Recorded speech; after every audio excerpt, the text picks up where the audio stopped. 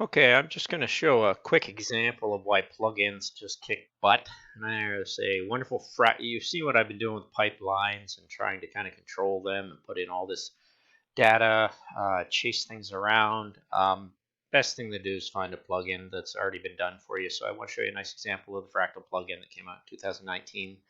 And this generates a kind of two-dimensional layer of a mine. So imagine going in this little tunnel here. It's hard to think about it. You can cut this out, make this negative within a solid. It's got some pretty cool crossovers, so it kind of goes through itself, which is interesting.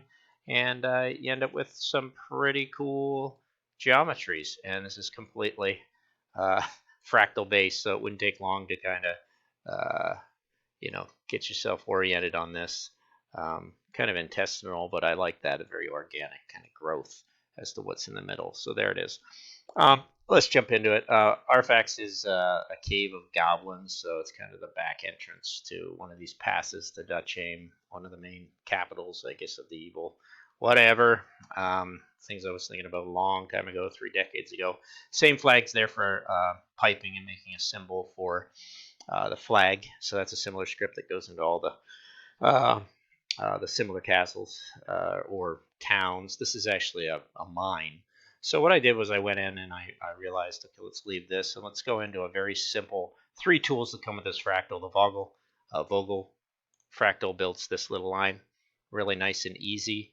You've got a rotation on it. It doesn't have effect on that, so why should I even worry about it? Actually, all you need is a type of amount of iterations you want, and it grows out like a wonderful sunflower, and it's a growth system. Woo! So isn't that lovely? And you would have also the number of, nope, just the number of iterations at a starting point. Now, if you started from a couple of points, I'm sure multiple points, that would do something totally different. So, yep, there we go, 2 of them. So you get 2 mines on top of each other, something worth playing off one another, kind of hypnotic. How wonderful is that? Let's go back to 1 point, setting 1 point there.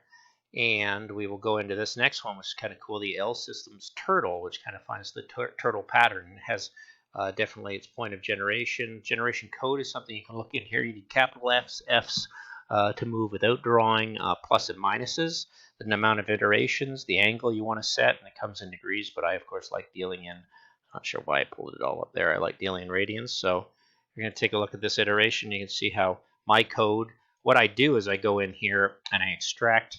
If there was a code there, I extract it into this point, then I drag this in there, and that was the code it comes with.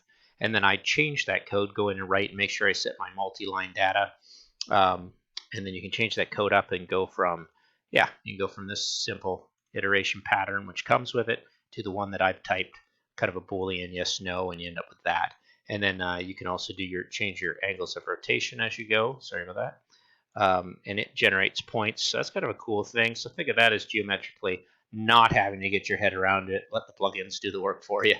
And then you could have multiple points if you wanted, I guess, if you wanted to set boom, boom, boom, boom. I imagine it's going to go a little crazy. There you go. Pretty similar, just 4 of them. And we're done. That said, I don't want to do that. So let's just go back, set 1 point. There we go. And that comes out as points and it comes out as lines. So pretty simple stuff. And then the last one, which is here, was kind of nice. It's called a DLA fractal. You're going to have a number of iterations, and I put in 120, and there they are. Generation point is where I started, so I could do multiple points. There's a multiplier. You can, and I've set it on a number slider to go from 5, and you see how that changes the difference of where that thing will go and grow. So that's kind of a nice little tool.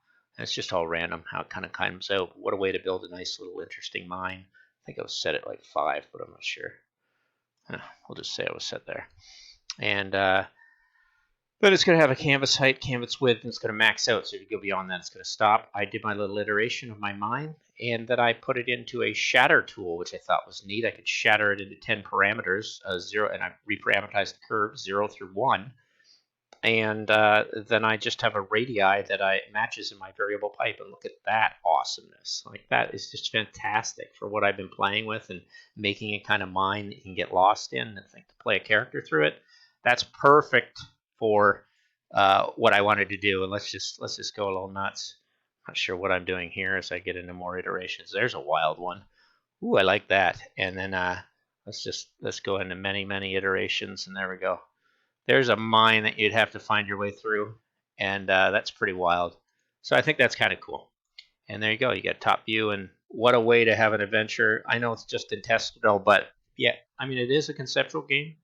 It's just for letting your mind wander, keeping yourself going, and I thought that would be great. So I'm going to be using that script a lot, and I'll just take that up to File and Save As Mines 2 because I changed it while I was showing you the demo, and there we go. That's it. What an easy way to generate something. Hope you enjoyed it.